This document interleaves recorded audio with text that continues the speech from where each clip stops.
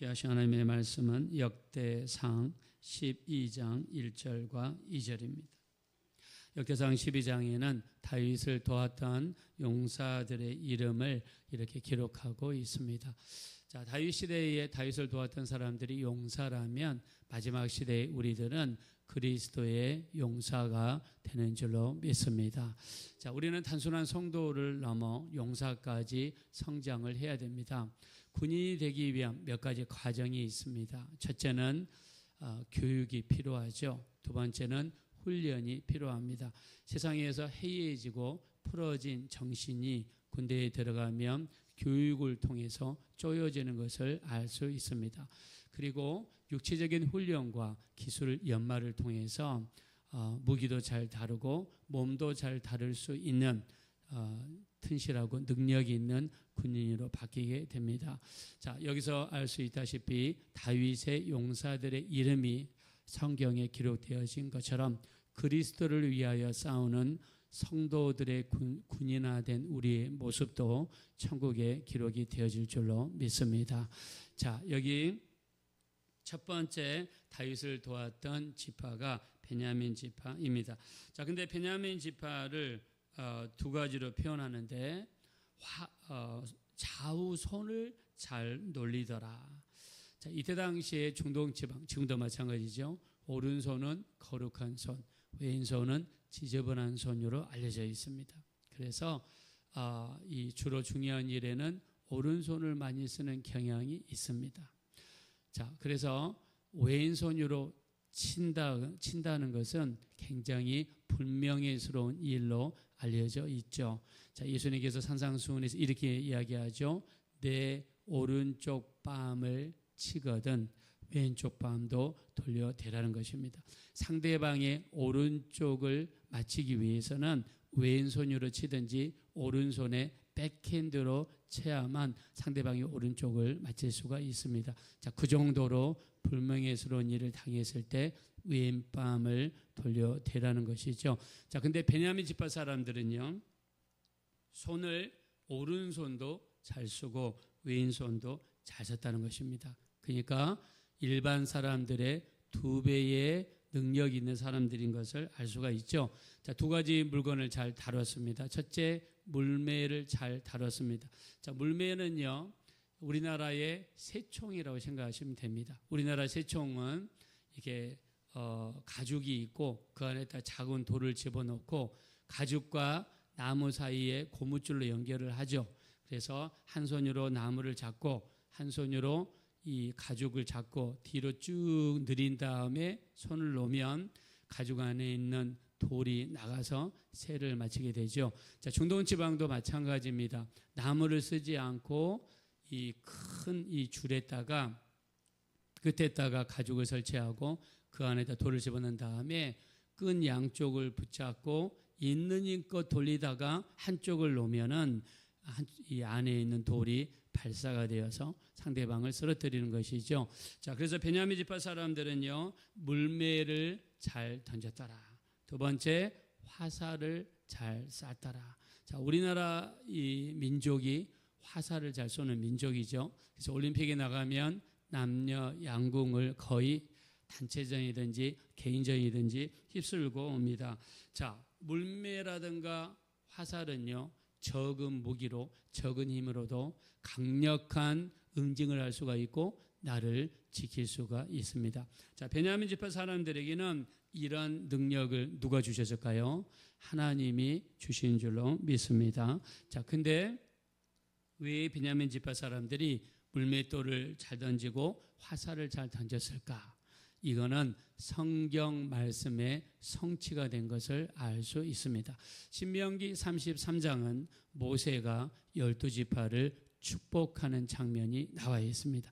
신명기 33장 12절에 보니까 모세가 베냐민 지파 사람들을 축복하는데 어떤 축복을 하냐면 베냐민 지파 사람들을 안전하게 보호하여 주옵소서라고 모세가 축복을 했습니다. 베냐민 지파 사람들은 자기를 보호할 수 있는 그 축복을 모세가 한 것입니다. 그랬더니 이 축복의 말씀이 이루어져서 하나님이 베냐민 지파 사람들을 보호하시는데 어떻게 보호하시냐면 자력으로 물맷돌을 잘 던지고 화살을 잘 쏘는 민족으로 하나님이 축복해 주셔서 자기들을 보호하시는 역사가 일어났습니다. 자, 이런 의미에서 여러분들이 기도하실 때 여러분들의 자손들을 안전하게 지켜주시고 보호해달라는 기도를 많이 하게 되면 베냐민 지파 사람들이 물맷돌을 잘 던지고 화살을 잘 쏴서 자기들을 지키고 보호했던 것처럼 우리 자손들에게도 보호하시는 하나님의 역사가 나타나게 될 줄로 믿습니다. 그 증거를 보면 우리가 민수기는 이스라엘 백성들의 숫자를 세는 성경이라고 그랬죠. 민수기 1장에 한 번, 민수기 26장에 두 번째 인구조사를 합니다. 베냐민 지파 인구를 보니까 민수기 1장 40년 시작하기 전이죠. 3만 5천 명이에요.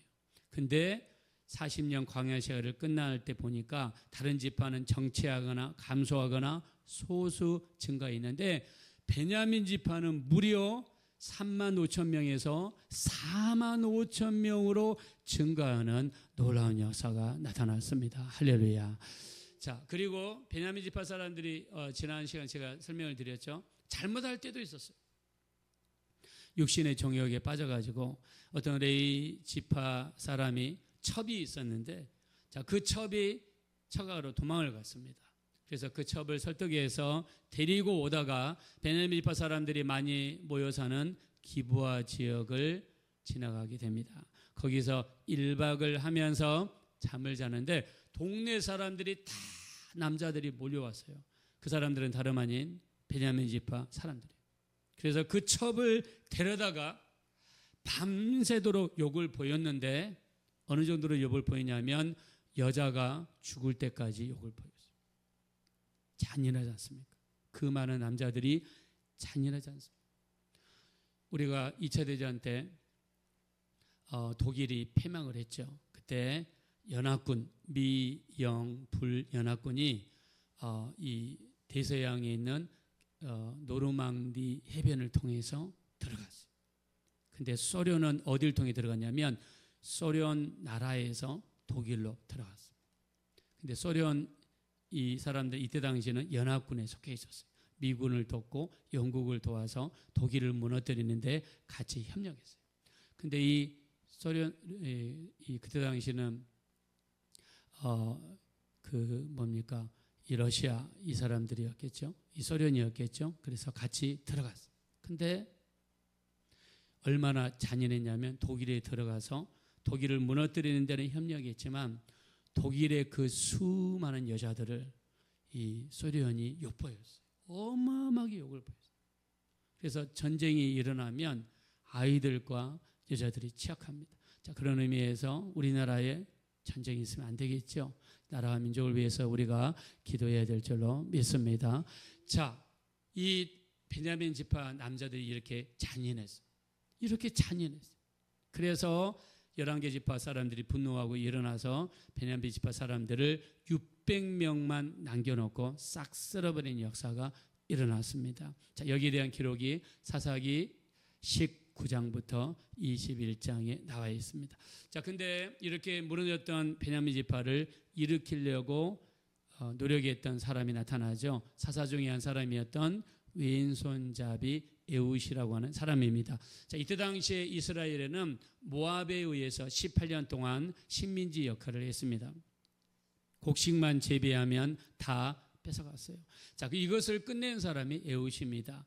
이 조공을 싣고 모압 왕이었던 에글론을 찾아가서 조공을 바칩니다. 자, 그리고 귀중한 정보라고 하면서 신하들을 물리치게 되죠. 왕궁에 왕과 에웃만 남아있을 때 에웃이 왼손잡이이기 때문에 왼손으로 오른쪽 다리에 숨겨놨던 이 팔꿈치만한 칼을 빼가지고 모압 왕을 죽였습니다.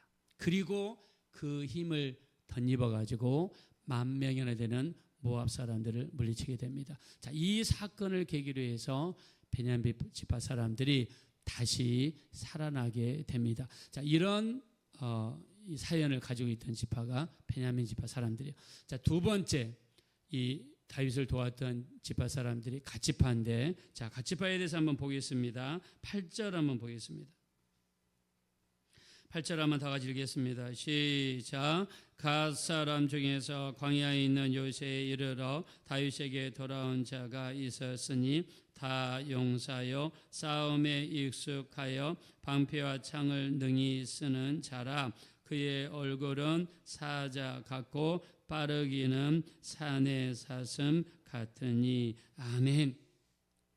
자, 다윗이 시글락에 머물고 있는데 두 번째 다윗에게 도우러 왔던 사람들이 누구냐? 갓지파 사람들인데 이 사람은요, 방패, 한 손에는 방패를, 한 손에는 창과 방패를 기가 막히게 쓰는 사람들이었다. 근데 이 사람들의 용맹을 뭘로 표현했냐면, 자, 우리 8절 후반부에 가면 이렇게 표현했습니다. 그의 얼굴은 사자 같고 그랬습니다. 얼마나 용맹스럽고 빨랐든지 갓지파 사람들의 성경이 뭐라고 표현했냐면 사자 같았더라 그랬어요. 자, 근데 여기에 대한 말씀도 말씀이 이루어진 겁니다. 축복의 말씀이 이루어진 거예요. 아까 말씀드렸던 것처럼 모세가 12지파를 축복하죠. 신명기 33장 20절에 보니까 모세가 갓지파 사람들을 축복하는데 어떻게 축복하냐면 사자와 같이 될 것이며 라고 축복을 합니다. 갓지파 사람들을 축복하는데 너희의 자손들은 사자처럼 용맹할 것이고 사자처럼 빠르게 될 것이다 라고 모세가 했던 축복이 다윗 시대에 와서 이렇게 이루어졌다는 것을 성경에 말씀하고 있는 거예요. 여러분 자손들을 날마다 축복하십시오. 우리 입에서 나온 축복이 우리 자손들에게 그대로 이루어지게 될 줄로 믿습니다. 특별히 부모의 축복은요 그대로 이루어집니다. 왜요? 간절함이 있기 때문이죠. 다른 사람은 설령 우리가 이렇게 힘있게 하지 못한다 할지라도 자식만큼은 힘있게 기도하지 않습니까? 여러분의 그 힘있는 축복이 반드시 자손들에게 열매로 나타나게 될 줄로 믿습니다. 자, 근데 신기한 것은 다윗은 지금 상태가 도망가는 상태예요. 다윗은 지금 사울왕에 의해서 오늘은 이곳 내일은 저곳으로 자기 몸 하나 건사하기 어려운 상태입니다. 우리가 앞에서 읽어왔지만 다윗은 자기 부모님을 도울 수가 없어서 이 이웃 왕이었던 모압 왕을 찾아가서 좀 우리 부모님을 도와주십시오라고 부탁할 정도로 자기 몸 하나 건사하기 어려웠습니다. 근데 이런 상황인데 어떤 역사가 일어나냐면 각 지파에서 사람들이 다윗이 쫓아다니면서 좀 내가 사울왕을 대적해야 되는데 내가 좀 군인이 좀 필요한데 나를 좀 도와주겠습니까? 이렇게 각 지파를 찾아가서 이 사람들 구원하지 않았어요. 어떻게 했느냐? 자, 우리 다시 한번 아까 읽었던 우리 1절 말씀을 볼까? 1절. 자, 1절 말씀 다시 한번 읽어보겠습니다. 시작. 다윗이 기스의 아들 사울로 말미암아 시글락에 숨어 있을 때에 그에게 와서 싸움을 도한 용사 중에 든 자가 있었으니. 자, 여기 뭐라고 했냐면 시글락에 숨어 있을 때에 그에게 와서, 이 그는 다윗을 이야기하죠. 그러면 다윗이 가서 데려왔습니까? 자기들이 먼저 왔다는 겁니까? 자기들이 먼저 제발로 왔다는 거예요. 놀랍지 않습니까? 다윗이 지금 자기 몸 안을 건사하기 어려운데 이 사람들이 다윗에게 왔다는 거예요. 자, 아까 우리 읽었던 8절도 한번 보실까요? 자, 어디에 그런 말씀이 있는지 자세히 한번 유념하면서 읽어보겠습니다. 8절 시작. 갓사람 중에서 광야에 있는 요새에 이르러 다윗에게 돌아온 자가 있었. 네, 여기까지 읽겠습니다. 다윗에게 돌아온 자가 있었다. 다윗이 직접 돌아다니지 않았습니다. 다윗을 돕기 위해서 사람들이 왔다는 거예요. 심지어 자, 여기 우리 아까 읽었던 1절에 보면 다윗이 기스의 아들 사울로 말미암아 시글락에 숨어 있을 때, 사울은 어느 지파 사람입니까? 사울은 베냐민 지파예요. 근데 1절부터 2절에 다윗을 돕기 위해서 왔던 첫 번째 지파가 누구예요? 베냐민 지파예요. 여러분 너무 아이러니하지 않습니까? 사울 왕은 베냐민 지파 사람들. 자, 우리나라로 치면 우리 지파다, 우리 쪽 사람이다 그러면 우리나라는 지금 두 개로 쪼개져 있잖아요. 자기 지파 사람을 아주 완전히 열렬하게 하지 않습니까? 그런 어떤 기준으로 한다 그러면 베냐민 지파 사람들은 오면 안 돼요. 왜? 왕이 자기 지파 사람이고 자기 지파 출신이고 그것도 두 지파만 있는 게 아니라 12지파 중에서 자기 지파 사람이에요. 근데 그런 사울 왕이 속해 있던 베냐민 지파 사람들이 먼저 와서 다윗 왕을 도왔다는 겁니다. 자, 왜 이런 일이 벌어졌을까요? 저는 이렇게 생각합니다. 첫째는 다윗을 긍휼히 여기신 하나님의 은혜입니다. 하나님께 기도하고 찬양하고 예배했던 다윗을 하나님이 불쌍히 여기시고 하나님께서 일방적으로 베풀어 주신 은혜인 줄로 믿습니다. 축복하겠습니다. 우리가 부족하고 연약할지라도 일방적으로 보여주신 하나님의 은혜가 여러분의 기도 생활에 임하게 되시기를 예수 이름으로 축원합니다. 두 번째 이유를 성경에 밝히고 있습니다. 자, 우리 한번 밑으로 내려가셔서 18절입니다. 자, 18절 다 같이 한번 읽어봅시다. 시작. 그때에 성령이 30명의 우두머리 아마새를 감싸시니. 네, 여기까지 얘기했습니다. 자, 여기에 누가 등장하십니까? 성령이 등장하십니다. 성령이 군사들의 마음을, 자, 여기 밑으로 쭉 읽어보면요, 성령이 군사들의 마음을 감동시키고 사람들의 마음을 감동시키고 사람들의 마음을 움직이시니까 다윗이 직접 돌아다니며 용사들을 모으지 아니할지라도 성령께서 바람 불듯이 모아주시니까 다윗에게로 사람들이 돌아온 줄로 믿습니다. 비록 사울 왕의 베냐민 지파 사람들이랄지라도 성령이 그들의 마음을 감동시켜 주시니까 반대편에 서 있는 다윗이랄지라도 불쌍히 여기고 다윗에게 돌아와 도와주는 역사를 일으켰는데 이 역사도 성령께서 역사하신 줄로 믿습니다. 성령의 역사예요. 다윗의 삶 자체는요, 성령의 역사예요. 다윗에게 3번의 기름 부으심이 임합니다. 다윗이 목동으로 있을 때 사무엘상 16장 13절에 기름을 붓습니다. 그랬더니 찬양의 능력이 나타나서 사울 왕을 괴롭히던 악령을 몰아낼 수 있었습니다. 두 번째 기름 부으심은요, 사무엘하 2장 4절에 두 번째 기름 부으심이 임했어요. 그랬더니 남쪽 유다의 왕이 되는 역사가 나타났습니다. 지경도 넓어지고 영향력도 커졌습니다. 세 번째 기름 부으심은 사무엘하 5장 3절에 나타납니다. 세 번째 기름 부음이 임하니까 이스라엘 전체의 왕이 되고 지경도 넓어지고 영향력도 2배로 커지는 역사가 나타났습니다. 성령을 환영하고 성령을 사모하고 성령의 역사를 기대하는 삶이 다윗이었습니다. 우리가 시편 51편 11절에 보니까 다윗은 이렇게 기도하죠. 주여 나를 멀리하지 마시옵고 주의 성령을 내게서 거두지 마옵소서라고 다윗은 기도했습니다. 다윗은 오직 하나님의 성령에 붙잡히고 하나님의 성령을 환영하고 성령의 인도하심을 받아 살기를 강력하게 원했던 왕이 다윗이었습니다. 성령님은요, 자기를 환영하고 자기를 모셔드리고 자기를 인정하고 성령님께서 마음껏 일하실 수 있는 거룩한 환경을 만들어드리고 기도와 말씀의 환경을 만들어드리면 성령께서는 언제든지 지금도 역사해 주실 줄로 믿습니다.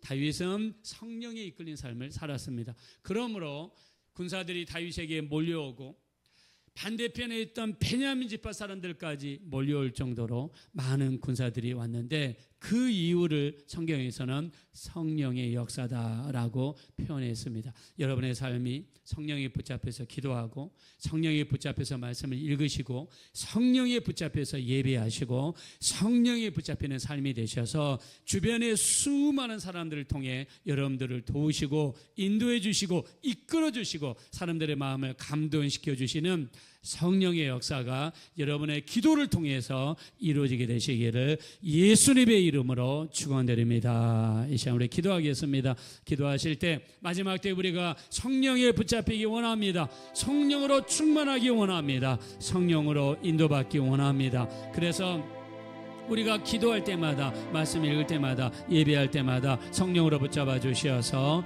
우리 성령의 인도하심 받는 삶, 성령으로 승리하는 삶 될 수 있도록 도와주십시오. 우리 합심으로 간절히 기도하겠습니다.